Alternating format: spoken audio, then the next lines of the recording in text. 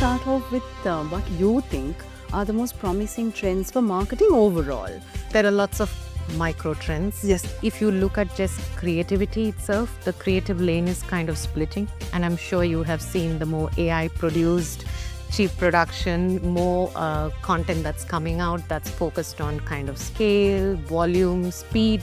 I think a lot of us are used to looking at brand building from a very emotional impact kind of space. I would say credibility, sustainability, because audiences itself are kind of demanding more transparency. Brands are reflective of what's happening in real life, and you can see communities on Discord, communities on other platforms, and you can see now that brands are also kind of emulating that and focusing more on building their communities, and of course more automation wherever possible. How do you see brands kind of redefining themselves in this era? If you look at digital transformation from a marketing perspective, the conventional wisdom is that brand building itself is a very long-term thing, right? The idea was you invest in media, you invest in creativity, and you create distinct brand assets that over time would stand out and in your audience mind and create that kind of recall and then consideration for the brand. Today, if you look at the media investment itself, it's not just about moving from traditional to digital. Yeah. It's just that whole landscape of brands are no more just being in the digital space. It is more about social content. So that's the more brand building positioning perspective that would come in. So as a brand, you have to be a lot more agile. And this is not about creating a space where it's not individual based. It's how do you build a system for marketing that can react in that way. So I can see that is a shift that has to happen, and hopefully it's happening. Yeah. Digital transformation, data analytics, AI, everything is changing for branding and marketing. We spoke about all of this and more with Sapna Seneviratne. Stay tuned. For 30 years, LMD has been the voice of business in Sri Lanka, capturing the pulse of the nation's corporate landscape through its iconic covers. Each cover tells a story, from the first edition in 1994 to the present day, narrating key moments, leaders and trends that have shaped Sri Lanka's business ecosystem. Over the years, LMD covers have featured thought leaders, business pioneers, and game-changing innovations, reflecting the evolution of industries and the economy. As we celebrate 30 years, these covers represent more than just publications. They are a testament to LMD's legacy of excellence in business journalism and its unwavering commitment to being Sri Lanka's leading voice of business. LMD, Sri Lanka's voice of business, a legacy of 30 years.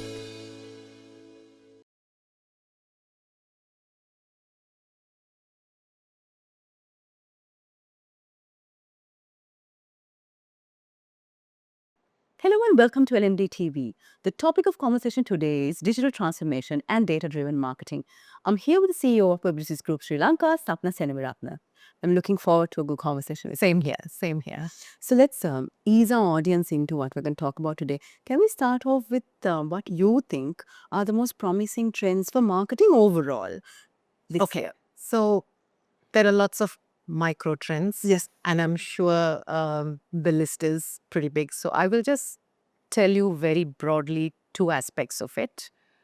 One is, if you look at just creativity itself, the creative lane is kind of splitting. And I'm sure you have seen the more AI produced, cheap production, more content that's coming out that's focused on kind of scale, volume, speed. And then there is another space evolving that's all about kind of human crafted storytelling. And I think that's becoming more of a differentiator now. And if you see the second thing, I think a lot of us are used to looking at brand building from a very emotional impact kind of space. And I think now that's shifting into more trust, I would say credibility, sustainability, because audiences itself are kind of demanding more transparency. So the conversation is kind of shifting there. And then, of course, you're seeing communities. I mean, brands are reflective of what's happening in real life. And you can see communities on Discord, communities on other platforms. And you can see now that brands are also kind of emulating that and focusing more on building their communities. And of course, more automation wherever possible. Wow. So a lot is happening. A lot is End of the happening. day. A lot happening and a lot of disruption. Sapna, if I ask for something like this, digital transformation was once a buzzword. Now it's kind of become a staple almost, whether it's practiced fully or not. But Yeah. how do you see brands kind of redefining themselves in this era? If you look at digital transformation from a marketing perspective, the conventional wisdom is that brand building itself is a very long term thing, right? The idea was you invest in media, you invest in creativity, and you create distinct brand assets that over time would stand out and in your audience mind and create that kind of recall and then consideration for the brand. But today, if you look at the media investment itself, it's not just about moving from traditional to digital. Yeah. It's just that whole landscape of brands are no more just being in the digital space. It is more about social content and more about social content, less adsy content. And your audience is on social platforms and streaming platforms. So how do I insert myself in popular culture? And how as a brand can I be more social? So that's the more brand building positioning perspective that would come in. And then from a creativity factor itself, like I was saying, earlier we were more focused on consistency. Of course, creativity mattered, but now being differentiated is more important than ever. Yeah. And apart from being differentiated, we took a more annual point of view or took a more quarterly point of view. But now in real time, things are changing. Yeah. So your audience is seeing trends that are happening every day. It's gone in 4 days. So as a brand, you have to be a lot more agile. And this is not about creating a space where it's not individual based. It's how do you build a system for marketing that can react in that way and bring these principles into place. So I can see that is a shift that has to happen and hopefully it's happening. Yeah. And what are some of the examples of what brands are doing in this shifting landscape? I think if you see some brands are doing it better than the others, probably it's Super Bowl season. Even like we were saying, you're watching it. So you can see a lot of storytelling that's happening there, greater creativity. And then on the other hand, you also see brands that are getting more experiential. And also I think by your there is a way that you can maintain your consistent brand assets and still be able to respond with agility. And I think when you're online, you can see some brands do it really, really well. Yes. Yeah. And some brands take a while to respond to it and are more in the space of the way the conventional wisdom goes. So I think adapting fast is more important just because there's a whole generational turnover happening. Yes. So you know that whether you like it or not, there's a whole generation out there that has not heard of your brand. And we have to constantly work at making sure that we are in touch with a newer audience. Yeah. Gen Z is less forgiving, right? How does that like change the game? I mean, less forgiving if a brand kind of makes a mistake. I think we haven't, because brands have such guidelines, Yeah. right? We haven't, there's a boldness that's required, and we are unsure of how to respond to say a cancel culture. You're not sure how to respond when there is a negative backlash. So right now, earlier there was this idea that if there is a controversy going on, just stay out of it. Don't say anything and just go away. Not anymore, because even a little bit of controversy tends to have an impact. Yeah. And it registers in the mind, and you become this brand that stands for the wrong things just because something happened. And people are not in the age of seeking logical, rational information. We're just reacting very emotionally. So I think in that sense, we haven't figured out how do I respond to it? How do I maintain? I think the answer there is to maintain a positive share of voice always, Right. and not just come into the conversation when there's a problem. So it's almost having an approach where you're always on, always on. Yeah. Lovely. When we have digitalization happening, obviously one of the results is that there's a lot of data around. Yes. How do Sri Lankan brands use this data for marketing? So we are seeing there's a huge spectrum and a range in how they're using it. So you have brands that are digital natives, and of course, digital native brands probably good at collecting data and also applying it. And then we have brands that are more brick and mortar, that are good at collecting data at a retail and distributor level, even at a consumer level, but haven't built the digital ecosystems. Right. And then we have brands that are good at data collection, but they're sitting in different silos in different departments and functions. So you don't have a single view of a customer. And finally, I would say that biggest problem that there is on data collection is actually using that data, right? So there is a real, there is no link, or there's a link lacking. I wouldn't say for all brands, but a lot of the brands in how you're connecting your decision making to the data. Because right now with AI, analysis is becoming a lot easier. Exactly. Right? And there are many avenues that you can think of on how to really get that data to be used for decision making, especially in the space of marketing. And we're seeing, I think I would say, less of that. Yeah, we don't see a lot of that. Yeah. This might be an unfair question, but why do you think that is? Because it would involve stakeholder management. And I think sometimes we are not very good as a culture at handling senior stakeholders to be able to explain and say why this is important. And there's a lot of education that's needed. And also, the second thing is it's difficult. Yes. Right? Yeah, it's difficult to do. You have to do stuff. You have to do a lot of stuff. And that takes a lot of time and a lot of resources and a lot of investment. Again, it comes back to stakeholder management. Are you able to convince people that this is important? Are you able to convince senior stakeholders what is at stake? And I think that is a human aspect, a leadership aspect. And I don't think that's peculiar to Sri Lanka. Yes. Probably especially more hesitant here, but everywhere I would say that would be the problem. Yeah. It's time now to take a very short break, but we soon be back to talk more about marketing, data, and digital transformation. Display your brand message on digital screens at prime locations. The largest digital advertising network in Sri Lanka. Emerging media. Welcome back to the show. We're in conversation with the CEO of Publicis Groupe Sri Lanka, Sapna Seneviratne. So, Sapna, brands seem to be like sitting on a pile of really good golden data. If they do, embrace data-driven marketing, what is the potential?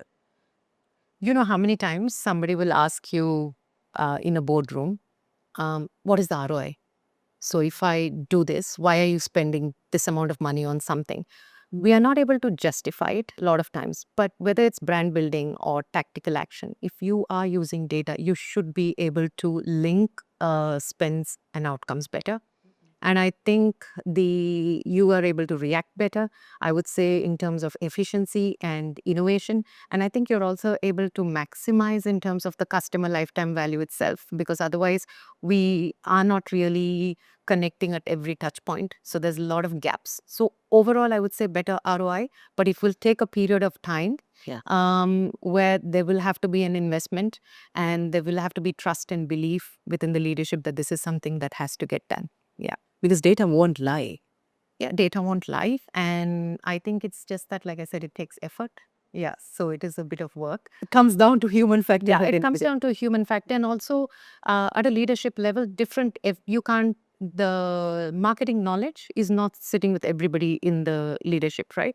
So I think there's a lot of education that's required on the marketing end as well to make sure this is understood. And the more your spends and outcomes are linked, the better. Yeah, and it should be that way. It's actually, there shouldn't be a term saying data-driven marketing. It's just informed decision making. Yeah. And now I want to come to the, word of the day, AI. Yeah. How are brands using AI, and what is the good, the bad, and the ugly of it? On a lighter note, we all write better emails. I'm sure you receive great emails. Better grammar? Better grammar, better communication. So there are positives to it. But of course, like I said, you're seeing at a content level, it's kind of democratizing, because whether you're a smaller brand or a bigger brand, now if you have creativity and the right guardrails, you're able to produce and compete using AI, which is a good thing. Right. Because it doesn't necessarily replace creativity. It's just replacing production. It aids creativity, but there still ultimately has to be differentiation. There has to be human craft that's involved. So AI is great in that, and also better analytics overall, and information gathering, I would say. But of course, the bad and the ugly part, there's trademark, copyright infringement if you're not careful. And then also there's like a sameness, right? Because it's not just you who has access to AI, because it's democratizing. Like I said, everybody has access to AI. So if that is the case, then what we're producing is volume and scale, and there is a sameness to it. We sometimes worry that it's removing that aspect of critical thinking. Yes. There are parts of a brain that we're not using anymore. Of course. So it's getting replaced in the sense that you feel productive. But I'm not sure with AI necessarily the critical thinking function is at play. So there has to, again, it'll come down to not individuals. What is the way you systemize it in a way that it's used the right way? Yeah. And what happens to actually a sense of creativity, human creativity? Human creativity. I mean, it's early days for myself, just going by my example because I can't quote for everyone. Yes. Say, having knowledge of certain tools. If you were not comfortable using Photoshop, or if you're not comfortable using Illustrator, or you don't know anything about sound production, Yeah. and if you are still creative, now it's giving you the tools to maximize on it and not feel hindered by the lack of technical knowledge. So I think in that sense, it's great. It's great. Yeah, it's great. So if you want to be creative, now you have the right tools To do it. It's a good thing. Yeah. Lovely. Yeah. Sapna, it's been a very, very interesting conversation. I wish I had more time to ask you more questions. Thank you. But I'm sadly, at my last. What would be your message to Sri Lankan brands on how in this data-driven, AI-backed world, can they balance authenticity, success, ROI, and, competitive edge? Big question. Very big. And from my working knowledge with the different brands that I have worked with, I would say if we were to balance these things, number one, going back to stakeholder management, it's important we spend a lot of time in education, not assume knowledge in these aspects. Because this disruption is new and it's happening every day. So I don't know if we spend enough time educating ourselves on how this changes the outlook. And second thing is really build that first party data ecosystem because you have to own the relationship with your customer. Without it, we can't really do much in terms of building communities or even in terms of data driven marketing, right? We can't talk about anything beyond it if we don't start there with data. Find a way to link our spends with the outcomes and also make sure we're managing our stakeholders well and pushing our leadership to do the right things with the right information. So, yeah. So it's actually coming back to basics, like the Basics. It's basics because how many times something gets rejected or something does not happen because I always wonder what's the accountability on us. Did we spend enough time educating? Did we spend enough time explaining the impact of certain decisions? Yeah, it goes back to absolute basics. Yeah. We've been talking with the CEO of Publicis Groupe Sri Lanka, Sapna Seneviratne. Thank you very much. Thank you so much. Loved the conversation. Same here. Thank you so much. Thank you for having me. And thank you to all our viewers for joining us. Until next time, take care. Don't forget to subscribe to our YouTube channel and follow us on Facebook, LinkedIn, Instagram, and X. Thank you for watching and stay safe.